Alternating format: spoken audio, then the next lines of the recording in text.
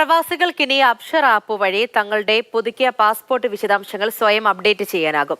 ഇനി മുതൽ പാസ്പോർട്ട് വിവരങ്ങൾ അപ്ഡേറ്റ് ചെയ്യാൻ സൗദി പാസ്പോർട്ട് വിഭാഗം ഓഫീസ് സന്ദർശിക്കേണ്ടതില്ല.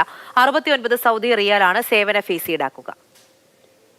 നേരത്തെ തൊഴിലുടമ വഴിയായിരുന്നു സൗദി പ്രവാസികളുടെ പാസ്പോർട്ടിലെ പുതിയ വിവരങ്ങൾ അബ്ഷിർ പ്ലാറ്റ്ഫോം വഴി അപ്ഡേറ്റ് ചെയ്തിരുന്നത്.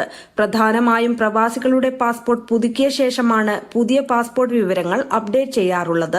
സ്പോൺസർമാരോ സേവന കേന്ദ്രങ്ങളെ സമീപിച്ചോ ആയിരുന്നു അപ്ഡേറ്റ് ചെയ്തിരുന്നത്. ഇനി ആരെയും ആശ്രയിക്കാതെ അബ്ഷിർ അക്കൌണ്ടുള്ള പ്രവാസികൾക്ക് സ്വന്തമായി അപ്ഡേറ്റ് ചെയ്യാമെന്നത് പ്രവാസികൾക്ക് വലിയ നേട്ടമാണ്. വാറ്റ് ഉൾപ്പെടെയുള്ളതാണ് 69 റിയാൽ ഫീസ്. 18 വയസ്സിന് മുകളിലുള്ള പ്രവാസികൾക്ക് ഈ സേവനം സ്വയം ചെയ്യാനാകും. അബ്ഷറിലെ എന്റെ സേവനങ്ങൾ വിഭാഗത്തിലൂടെ റെസിഡന്റ് ഐഡന്റിറ്റി സർവീസസ് എന്ന വിഭാഗത്തിൽ പ്രവേശിച്ചാണ് പാസ്പോർട്ട് അപ്ഡേറ്റ് ഓപ്ഷൻ തിരഞ്ഞെടുക്കേണ്ടത്.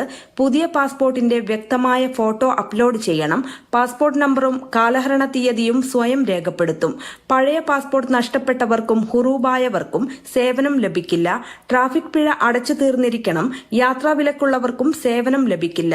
5 വർഷത്തിലൊരിക്കൽ മാത്രമേ ഓൺലൈൻ അപ്ഡേറ്റ് സേവനം ഉപയോഗിക്കാൻ കഴിയൂ. Mathrubhumi news, Jeddah.